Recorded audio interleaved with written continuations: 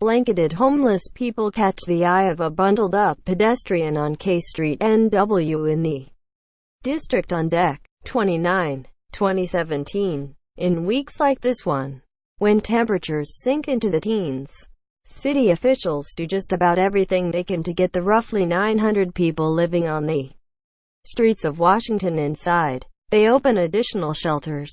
They partner with nonprofit organizations, doubling the number of people searching for the homeless in metro stops, in parks, in tent encampments along busy intersections.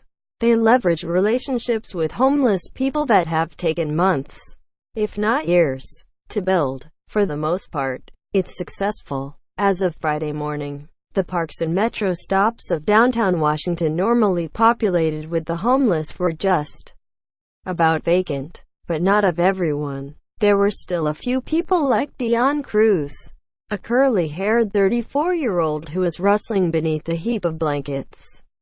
As dawn came over Washington on Friday and he woke from one more night spent on K Street, NW, his eyes opened, and his hands went to a face that was peeling and picked over. "Look at my face," he said. "The shelters aren't clean. They're infested with bugs. I went there for a week and woke up in a rash. I was there on Monday. I haven't been back." Subscribe to the Post-Most newsletter.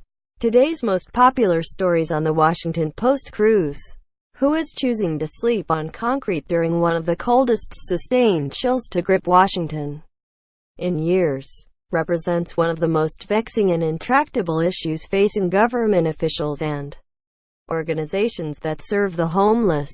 Some people simply don't want to come inside, no matter how cold it is, or wet, or hide the danger of remaining outside. The number of people like Cruz in Washington, whom the district refers to as unsheltered single adults, has grown dramatically over the past 5 years, from 512 to 897, even as a years-long surge in homeless people in Washington has begun to subside. This comes as homeless people across America are increasingly turning away from established shelter systems, instead opting for so-called tent cities and other homeless communities. According to a report published this month by the National Law Center on Homelessness and Poverty, the annual number of unique homeless encampments reported in the media rose 342% between 2007 and 2016, from 19 reported encampments to 274. This increase in encampments reflects the growth in homelessness overall, the report said, and provides evidence of the inadequacy, and sometimes inaccessibility, of the U.S. shelter system. The stakes are ratcheted up even more now, with near-zero wind chills expected to move in on Sunday and Monday. Hypothermia was the cause of death for 4 people in fiscal years 2016 and 2017. According to city records, there hasn't been a recorded hypothermia death this fiscal year. "We're most concerned," said Christine Elwell, Director of Outreach for Pathways to Housing DC. "The weather has changed so precipitously. Just a few days before Christmas, it was 60 degrees, and we're worried about people's abilities to plan on really short notice. One death on the street is too many. Especially worrying," she said, "are those with mental health issues so profound that they can't be trusted to decide for themselves whether it is safe enough to remain outside. Or other homeless people may have health issues that could be exacerbated by cold weather, or start drinking as a method of staying warm." Dion Cruz. Above. Shivers on the sidewalk. Brutal wind chills are expected this weekend in the Washington area. That's David Carter, 29, who woke Friday morning on some steps near a construction site at the corner of 15th and L Streets, NW. He has been homeless for the better part of a decade, and has come to hate the shelters which he perceives as having endless rules. So on Thursday night, he did what he has done many nights. He drank until he felt warm and confident he wouldn't wake in the middle of the night. Went to sleep. Come morning, he was walking the streets, wrapped in a blanket a city worker had given him. thinking that the night he had just spent had been terrible, but not as terrible as it would have been had he been inside a shelter. "It's like jail," he said. Carter, who suffers from depression and believes he may have schizophrenia, understands certain things about himself.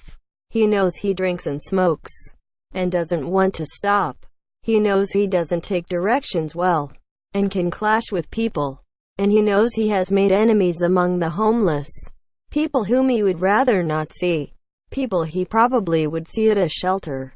So instead, to get warm, he went to the McDonald's at the corner of 13th Street NW and New York Avenue, the homeless McDonald's. He called it, where he would normally find many others like him, but today only noticed one, a bedraggled man begging for money, whom he ignored. Carter took off his blanket, placed it near the door, sat at a booth and said that he had only been to a shelter twice in 3 years.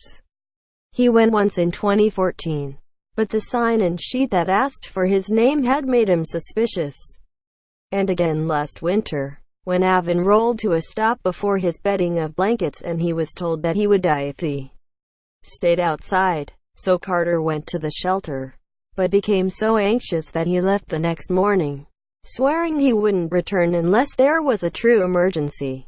All he needed to make it outside, he believed, was his blanket, which was now being thrown into the trash by a McDonald's employee.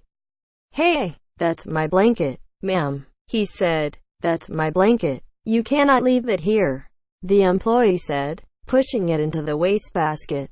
"I need to sleep on that, ma'am. Don't throw it in the trash." He got up, retrieved his blanket, wrapped himself up again, then headed back into the cold. 3 blocks away, Cruz was still covered by his own blanket as morning got on toward noon. There, a man in warm-looking leather boots, carrying a cup of coffee and a sandwich, was stopping in front of Cruz's blankets. "Hello," the man said, handing Cruz the meal. "Hello." Cruz lowered a blanket to show his face.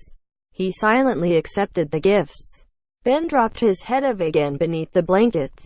It still wasn't time to face the cold. Not yet.